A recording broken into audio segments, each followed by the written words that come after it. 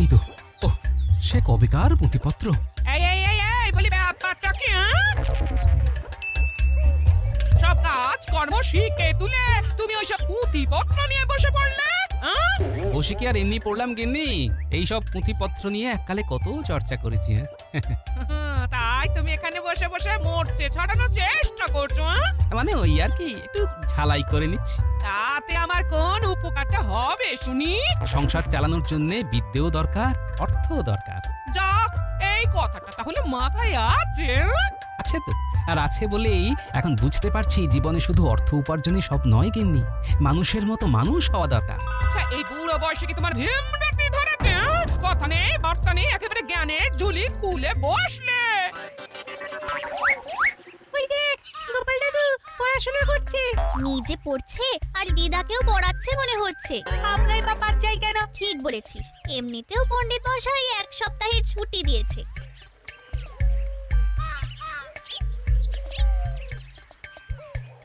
ব্যাস ব্যাস, আর কি এটাই বাকি ছিল? নাও এবার বাড়িতেই একেবারে টোল খুলে বসে পড়ো।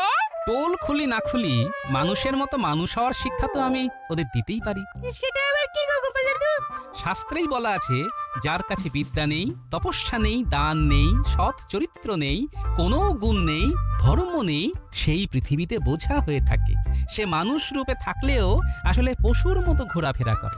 বাবা, তুমি কত কি জানো গো গোপাল দাদু। তাও দাদুর একটু অহংকার নেই। এবার মনে হচ্ছে বাকি জীবনটা এর জ্ঞান শুনে শুনেই পাগল হয়ে যাব গো। ও গিন্নি, চললে কোথায়? আরে বাবা, কথায় কথায় রেগে গেলে হবে?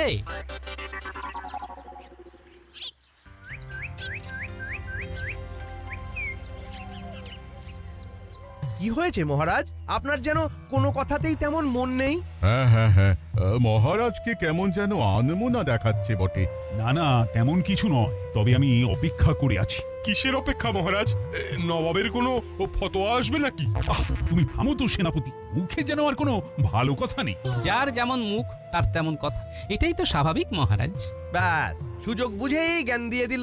তোমাকে ফোড়ন কাটতে কে বলেছে গোপাল? আহা, গোপাল জ্ঞান দেবে কেন? পণ্ডিতদের মহা সম্মেলন থেকে রাজপণ্ডিত ফিরে এলে তার কাছ থেকে আরো নতুন কিছু জানা যাবে, শেখা যাবে। আমি তো তারই অপেক্ষা করছি। তবে এখন তার অনুপস্থিতিতে কেমন যেন ফাঁকা ফাঁকা লাগছে, তাই না মহারাজ? একেবারেই তাই। কিন্তু জগতে কোনো কিছু যে ফাঁকা থাকে না মহারাজ। তবে কি বলছো, তুমি পণ্ডিতের শূন্যস্থান পূর্ণ করতে পারবে? পণ্ডিতের মতো বিদ্যে বা শাস্ত্রজ্ঞান কোনোটাই তো তোমার নেই। তা কি দিয়ে ভরবে? তোমার ওই ভুঁড়ি দিয়ে? যে বয়সে যেটা ধর্ম, সেটা তো ভালো মতোই পালন করেছি মন্ত্রী মশাই। ব্যাপারটা একটু খুলে বলো তো গোপাল। মহারাজ, খোলাখুলির আর কি আছে? শাস্ত্রেই তো বলা আছে, ব্রহ্মচর্যের সময়ে আমরা যদি বিদ্যা না লাভ করি, গার্হস্থ্যের সময়ে যদি ধন না লাভ করি, বানপ্রস্থে যাওয়ার সময় যদি কোনো কীর্তি না করতে পারি, তাহলে সন্ন্যাস লাভ করি বা কি করব মহারাজ? আহা, কি উচ্চ ধারণা গোপাল! তোমার পাণ্ডিত্য দেখে সত্যিই মন ভরে যাচ্ছে। উমা, গোপালের কাছে কত জ্ঞান, শুনলেই পড়ে যায় মন প্রাণ। মন্ত্রী মশাইকে যে গোপাল এক কথায় একেবারে চুপ করিয়ে দিল দেখছি। আমিও দেখছি গোপাল কতবার বাড়তে পারে। কথা না বলে বরং গোপালের কাছ থেকে কিছু শিখে নাও মন্ত্রী।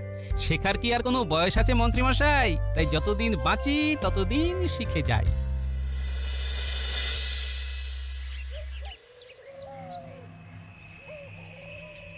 বুঝেছি, সব বুঝে গেছি আমি। সবটাই একেবারে জলের মতো পরিষ্কার।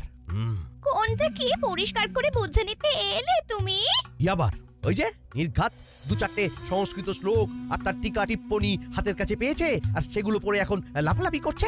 হ্যাঁ, কি মুশকিল! কার আবার লাফানো দেখলে তুমি? কারাবার ওই যে গোপালে। আজ একেবারে তাল বুঝে রাজসভায় জ্ঞানের দোকান খুলে বসলো। যেভাবেই হোক গোপালকে সবার সামনে অপদস্থ করতেই হবে। সেই আশাতেই থাকো তুমি। সেটা সোজা পথে না হলে বাঁকা পথে করতে হবে। কোন পথের কথা বলছেন মন্ত্রী মশাই? এই তো ভালো সময়ই হাজির হয়েছিস তোরা। তোরা তো আমার ডান হাত আর বাঁ হাত। সেই জন্যই তো আপনি গেলেই আমরাও যাব। হ্যাঁ, যেখানে যাবেন সেখানেই যাব। বুঝতে পেরেছি, তোদের এখনো ধরে ধরে সব শিখিয়ে পড়িয়ে নিতে হবে। এই যে আমরা চলে এসেছি দাদু।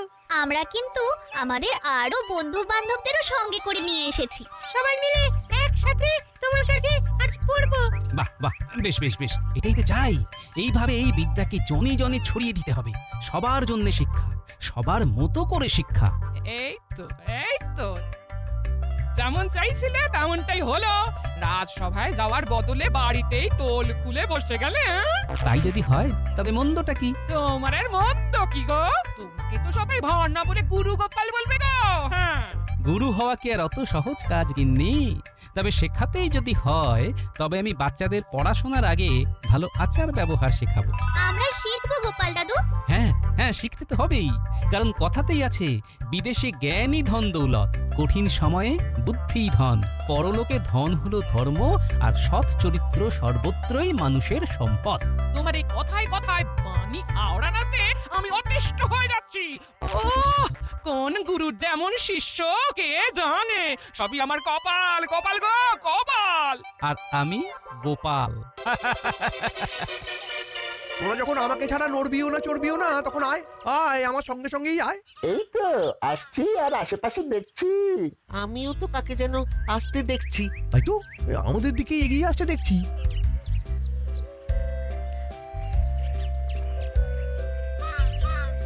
এই যে কে হে আপনি? হ্যাঁ, আপনাকে কেমন যেন এলাকায় আনকোড়া আনকোড়া দেখাচ্ছে। আমি হলুম গিয়ে গরিব ব্রাহ্মণ, লোকের দান ধ্যানই চলে আমার। এই কাজের সন্ধানে এই রাজ্যে এসেছি। তাহলে আপনি একেবারে ঠিক লোকের সামনে এসে পড়েছেন। হ্যাঁ, কারণ ইনি স্বয়ং রাজ্যের মন্ত্রী। কিছু একটা ব্যবস্থা করলে ইনিই করবেন।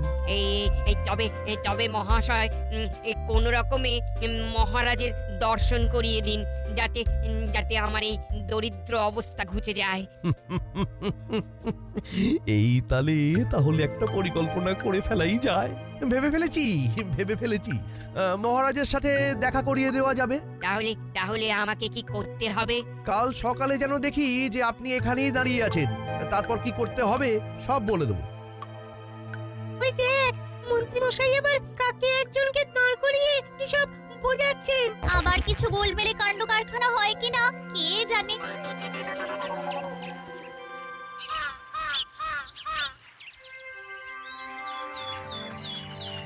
এটাই বেশ ভালো হয়েছে, দল বেঁধে হই হই করে গোপাল দাদুর কাছে পড়তে যাচ্ছি। কিন্তু যেতে যেতে এটা কি দেখছি? তাই তো রে, কালকে সেই ব্রাহ্মণ তো এখনো এখানেই দাঁড়িয়ে আছেন।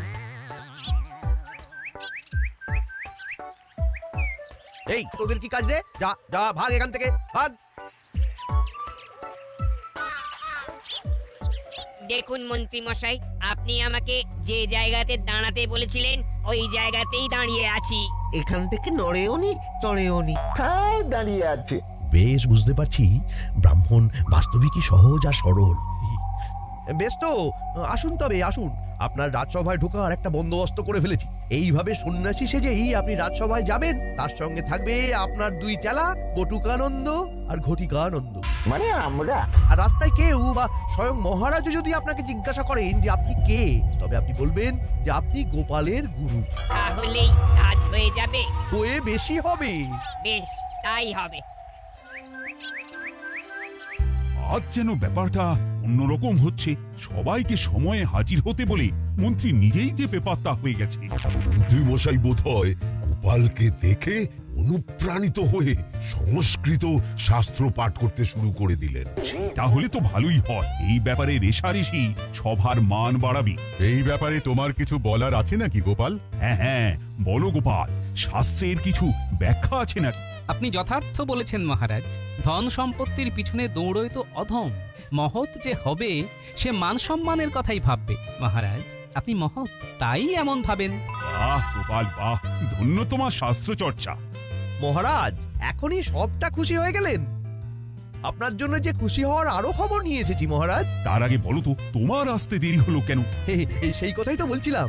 পথে গোপালের গুরুর সাথে দেখা হয়ে গেল, তাতেই তো দেরি হয়ে গেল একটু। বলো কি, গোপালের গুরু? না না না না, এই ব্যাপারটা তো জানা ছিল না। তোমার গুরুর কথা আগে তো কখনো বলনি গোপাল। ব্যাপারটা তো আমিও বোঝার চেষ্টা করছি। না না না, এটা কেমন কথা গোপাল? তোমার গুরু এই রাজ্যে এসেছেন আর তুমি তাঁর দর্শন পাওনি, এটা আমায় মানতে হবে। এটা তো গর্হিত অপরাধ মহারাজ। এই অপরাধের একটাই শাস্তি, আমাদের তোমার গুরুর দর্শন করাতে হবে। আমি নিজেই তো গুরুর দর্শনের অপেক্ষায় আছি মহারাজ। তাহলে আমি না হয় দেখি কি করা যায়। গুরুকে দেখেই যখন শিষ্যের বিদ্যার দৌড়ের আন্দাজ পাওয়া যায়, আর তখন আমি নিজেই না হয় গুরুকে রাজসভায় নিয়ে আসবো।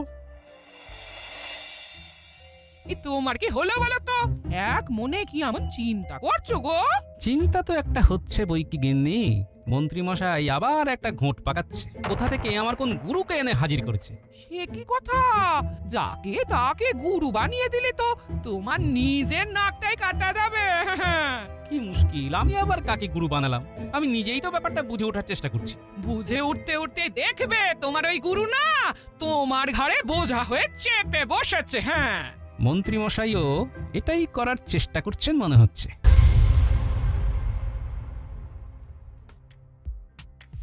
দাদু, তুমি এখানে, ওদিকে একজন তো নিজেকে তোমার গুরু বলে ঘুরে বেড়াচ্ছে। কিন্তু আমরা জানি উনি খুব সাদাসিধে, সহজ সরল। মন্ত্রী মশাই যেখানে দাঁড়াতে বলেন সেখানেই দাঁড়িয়ে থাকেন। ওই যখন নড়তে বলেন তখনই নড়াচড়া করেন। হ্যাঁ, তার মানে মন্ত্রী মশাই নিজেই ব্যাপারটা সামলাচ্ছেন।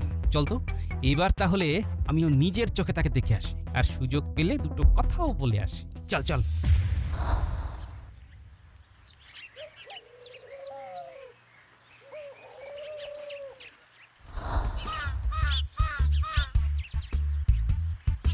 ওই দেখ, ওই যে উনি আসছেন। হ্যাঁ, দেখেই মন ভরে যাচ্ছে গো। ওই শিষ্যদের নিয়ে গোপাল দাদার গুরু যাচ্ছেন। এই চলো না, ওই ছুটে গিয়ে ওই দুটো কথা বলে আসি। হ্যাঁ, দুজন তো শিষ্য আছে দেখছি রে, ওর আশেপাশে কি ঘেঁষতে পারবি? দেখেছো দাদু? দেখে চিনতে পারলে? আরে আমার যে কেউ গুরু আছে সেটাই তো মনে করতে পারছি না। চেনা তো দূরের কথা। তুমি না চিনলে কি হবে? লোকজন তো ঠিক চিনে গেছে। বুঝতে পারছি ব্যাপারটা মানুষজন ভালো মতোই খেয়েছে। শিষ্য দুজনকে দেখেও তো চেনা চেনা লাগছে। চলো না দাদু, সামনে গিয়ে কথা বলি তাহলে। না না, এখন একটু অপেক্ষা করতে হবে। সুযোগ বুঝলেই ওকে একা পাকড়াও করতে হবে। বলতে না বলতেই সুযোগ হয়ে গেছে মনে হচ্ছে। ওকে বসিয়ে রেখে ওর শিষ্যরা সব ছড়ে পড়ছে দেখছি। হ্যাঁ হ্যাঁ, চল, এটাই সুযোগ। প্রণাম ব্রাহ্মণ, আশা করি আমাকে চিনতে পারছেন। কই না তো, কে আপনি? সে কি কথা, আপনি যার গুরু তাকেই চিনতে পারছেন না? আর মানে আপনি গোপাল? কি লজ্জার ব্যাপার, কি লজ্জার ব্যাপার। না মানে মানে ভুল হয়ে গেছে। সে তো হয়েইছে, তবে কার বুদ্ধিতে আপনি ভুলটা করতে চাইছেন সেটা যে জানতে ইচ্ছে করছে। তাহলেই হবে। তারপরে না হয় বাকিটাও বলবেন, কেনই বা এইসব করছেন, এতে আপনার লাভ কি সবটাই যে বলতে হবে। আমি আপনার কাছে ক্ষমা চাইছি, আমি মহাপাতক। আসলে আমি অর্থের লোভে মন্ত্রীর সাথে হাত মিলিয়েছি। এখন মনে হচ্ছে এখান থেকে চলে যেতে পারলেই বাঁচি। কিন্তু অর্থ সংগ্রহের তো অনেক উপায় আছে। আপনি যদি অর্থ সংগ্রহ করতে পারেন তবে আমার ভালোই লাগবে। কিন্তু মুশকিল হচ্ছে মহারাজ তো জেনে গেছেন যে আমার গুরু এসেছে। মহারাজ নিশ্চয়ই আপনাকে ডেকে পাঠাবেন, পালানোর তো পথ নেই। তারপরে কি আমার জেল হাজত হয়ে যাবে? উনি ডেকে কোনো প্রশ্ন করে উপহার দিলে ভালো। হয়ে গেল, মানে হলেও গেল, না হলেও সব গেল। আমি যে তেমন বিশেষ কিছুই জানি না। মহারাজ প্রশ্ন করলে জবাব দিতে পারবো না। মন্ত্রী মশাই তো কিছুই শিখিয়ে দেননি। উপায় একটা আছে, মহারাজ প্রশ্ন করলেই আপনি আমার দিকে তাকাবেন, না হয় আমি যাই হোক বলে মহারাজকে খুশি করে দেব।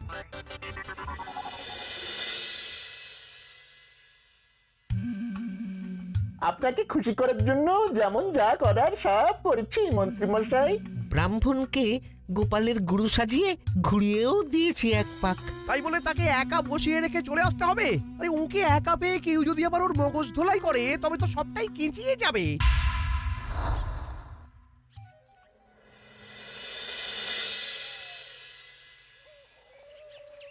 আমার কি হবে মন্ত্রী মশাই? তৈরি হয়ে নিতে হবে, মহারাজের সঙ্গে দেখা করার সময় হয়ে গেছে যে। বেশ বুঝতে পারছি, আগের জন্য এসে ঠিক কথাই বলেছিল। এরা আমাকে বেশ ভালোই পাকড়াও করেছে। এখন বাঁচালে উনিই বাঁচাতে পারেন। শুনুন, মহারাজের কাছে গিয়ে শুধু বলবেন যে আপনি গোপালের গুরু। তবে গোপাল নিতান্তই অপদার্থ। গুরু হিসেবে আপনি যাও বা কিছু জানেন, গোপাল তাও জানে না। বাকিটা আমি সামলে নেব। কিন্তু আমি কি করে সামলাবো? আমি যে কিছুই জানি না। যদি মহারাজ আমাকে কিছু প্রশ্ন করেন তবে যে মহারাজের কাছে ধরা পড়ে যাব। যদির কথা নদীতে, আমি তো এখানেই আপনার চাকরির ব্যবস্থা করে দেব। তারপর থেকে মহারাজ খুশি হয়ে আপনাকে যা দেবে তার কিছুটা ভাগ আমার হবে। এইভাবেই চলবে। না না, এর পাল্লায় পড়লে মনে হচ্ছে বিপদের শেষ থাকবে না। কি করে যে উদ্ধার পাবো? কাল সকালেই তাহলে মহারাজের সাথে দেখা হবে, কেমন?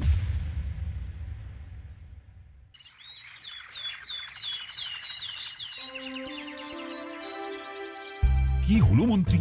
তুমি যে বললে গোপালের গুরুর সাথে সাক্ষাৎ করাবে, ব্যাপারটা কি বেমালুম চেপে গেলে নাকি? কি যে বলেন মহারাজ, দেখা তো এই হলো বলে। গুরুদেব নিজেই আসবে নাকি কি জানি, এখনো কত কি দেখা বাকি। প্রণাম মহারাজ। এই যে মহারাজ, ইনি গোপালের গুরুদেব, এনার কথাই বলছিলাম। কিন্তু যার গুরু সেই তো দেখি মুখে একেবারে কুলু পেতে বসে আছে। মন্ত্রী মশাই নিজেই যখন দায়িত্ব নিয়েছেন তখন আমি আর কি বলবো মহারাজ। আমি বলি কি মহারাজ, রাজপণ্ডিতের সঙ্গে সঙ্গে এনাকেও যদি রাজসভায় ঠাঁই দেওয়া যায় তাহলে সভার মান বেড়ে যায় মহারাজ। কিন্তু গোপাল তো ভালোই সামলায়। সব কাজ কি আর সবাইকে দিয়ে হয়? তাছাড়া উনি নিজেই তো বলছেন যে গোপাল ওনার অযোগ্য শিষ্য। এরপরেও কি গোপালের উপর ভরসা করা যায় মহারাজ? তাই নাকি? তা আপনি নিজেই তবে বলুন ব্রাহ্মণ। হ্যাঁ, এই সে তো সেই কবে। উনি এত কিন্তু কেন করছেন মহারাজ? তাই তো দেখছি। এরপরে তো কিছু সংস্কৃত শ্লোকের টিকা টিপ্পণীও শুনবো ওনার কাছ থেকে। এক্ষুনি এত কিন্তু করলে কি করে হবে? আমার কি হবে? আপনি নিশ্চয়ই বহু কিছু জানেন, তবে তারই মধ্যে ভালো হতো যদি কিছু শব্দের উৎপত্তি নির্ধারণ করে দিতেন। হ্যাঁ, সে তো নিশ্চয়ই ভালো হতো বই কি, কিন্তু না, ব্রাহ্মণ বেচারা আচ্ছা প্যাঁচে পড়েছে, এবার তো ওকে উদ্ধার করতেই হবে। আসলে আমার মনে হচ্ছে ওনাকে রাজসভায় ঠাঁই দেওয়ার ব্যাপারটা নিয়ে আপনি কিছু বলছেন না বলে উনি এত কিন্তু করছেন। তাই নাকি? তবে না হয় আমি মঞ্জুর করে দিলাম। কি ব্রাহ্মণ, এবার আর কোনো জড়তা থাকলো না তো? কিন্তু তা কি করে হয় মহারাজ? তার মানে গোপাল নিশ্চয়ই সবকে চেয়ে দেওয়ার চেষ্টা করছে এবার। তোমাকে কি সবেতেই ফোড়ন কাটতে হবে গোপাল? যেখানে যেটুকু প্রয়োজন ততটুকুই বলি মন্ত্রী মশাই। মহারাজ, শাস্ত্রেই তো বলা আছে, বিদ্যা যদি বইতে আবদ্ধ থাকে আর অর্থ যদি পরের কাছে গচ্ছিত থাকে তবে প্রয়োজনে তা কোনোই কাজে লাগে না। বলে বুঝি? কিন্তু তার সঙ্গে এখানের কি সম্পর্ক? যে ব্রাহ্মণ পণ্ডিত দেশ বিদেশে ঘুরে নিজের জ্ঞান বিতরণ করেন তাকে এখানে আবদ্ধ করে রাখলে সকলেরই যে ক্ষতি হয়ে যাবে মহারাজ। এটা তো ভেবে দেখিনি। আর গোপাল তো ঠিকই বলেছে, আমার যে অর্থ নবাবের কাছে গচ্ছিত আছে সেটা সময়কালে পাচ্ছি না বলেই আমার কত সংস্কারের কাজ মুলতুবি আছে। না, ব্রাহ্মণ পণ্ডিতকে এইভাবে এখানে রেখে দেওয়া যাবে না। আপনি আমায় বাঁচালেন মহারাজ। আমি এখানে থাকতে চাইছিলাম না। আমি নিতান্তই সাধারণ এক ব্রাহ্মণ। মন্ত্রী মশাইয়ের প্ররোচনাতেই আমি মিথ্যের আশ্রয় নিয়ে নিজেকে গোপালের গুরু বলে প্রচার করেছি। আমাকে ক্ষমা করে দিন মহারাজ, আমাকে ক্ষমা করে দিন। বলেন কি? তার মানে এর পেছনেও মন্ত্রীর হাত? আর এরাও আমার শিষ্য নয়, মন্ত্রী মশাইয়ের ডান হাত আর বাম হাত। এই মরেছে। আরে ব্রাহ্মণ তো সব উল্টে দিয়ে আমাকেই ফাঁসিয়ে দিয়েছে। এবার কি করি? হ্যাঁ, এবার সবটাই আমার কাছে পরিষ্কার হয়ে গেছে। গোপালকে অপদস্থ করার জন্য মন্ত্রী এমন ফাঁদ পেতেছিল। না, এবার মন্ত্রী আর পার পাবে না। মন্ত্রী শাস্তি হলো তাকে নিজের খরচে একটা টোল বানিয়ে দিতে হবে, সেখানে পড়াতেও হবে তাকে, আর তার তত্ত্বাবধান করবে গোপাল। আমাকে ছেড়ে দিন মহারাজ, এরকম কাজ আর কখনো করবো না মহারাজ। সব ভালো যার শেষ ভালো। আমার গুরু খুঁজতে খুঁজতে আমি গুরু হয়ে গেলাম।